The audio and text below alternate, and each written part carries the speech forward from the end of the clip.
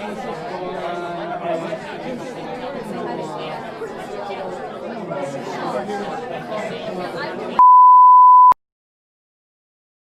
everyone, my name is Daria and I'm a content creator, storyteller, and VOX alum who loves to make animations and zines. In this video, I'll show you how I make animations by changing frames ever so slightly. So here are some of the animations I made in the past.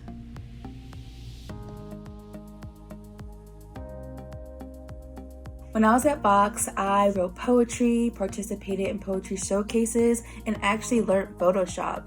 I ended up facilitating my own Photoshop workshop. So shout out to VOX for being the place where I cultivated my talents and dreams and interests and really making the pathway to where I am now. I graduated from Syracuse with a degree in magazine. I've interned at Nylon and I'm published in Tinder, and now I'm in Atlanta as a freelance content creator.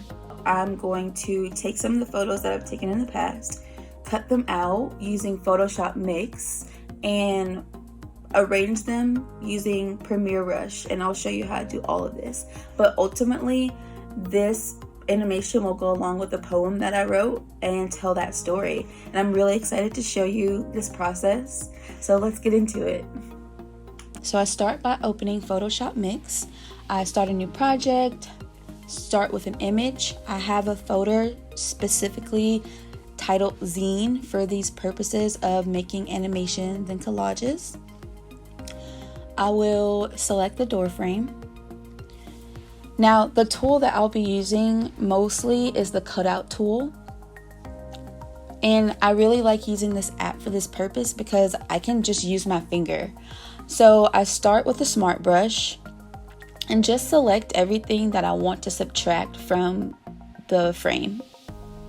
I really like using this app because it gets the nitty-gritty. I'm not, doing anything special, just using my finger to draw out everything that I want.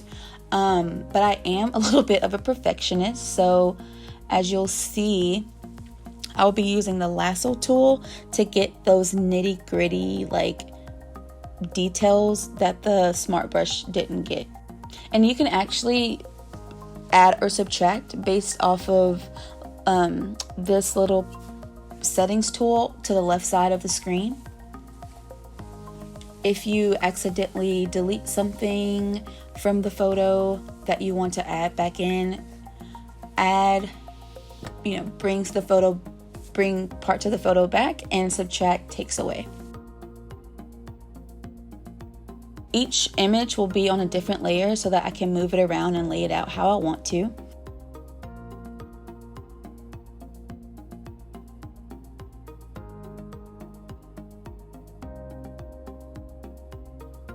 And when it comes to refining the brush, I always use a no more than a 3 pixel feather.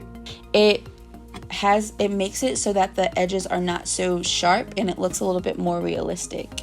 So I continue doing this process until I lay it out how I want, cut out everything that I want, adjust the layers and the lighting, exposure, the colors. I save each frame individually. So I take each image and put it in Premiere Rush. I start a new project.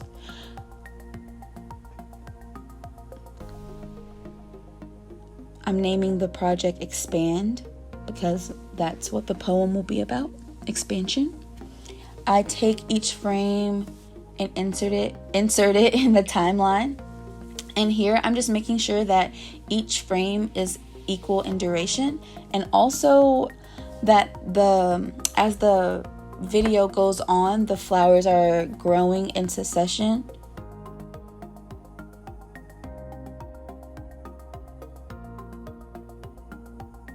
So I export with the automatic settings that Premiere Rush provides, and I'm actually going to upload this to Instagram because this is, purely for my self-expression. But with these animations, you can use them in multiple different ways, whether it be for marketing or a news article, telling a story. In the poem that I'm writing, it reads, "The vibrations pulse, To the earth, I surrender. Expansive and free. And like you can see with the past animations that I've done, you can really take these anywhere and do a lot with them. You can even add music. Shouts out to Ben Sound for the music in this video. And there you go. I hope that you all enjoyed this tutorial and learned something and take something away from it and create some cool animations.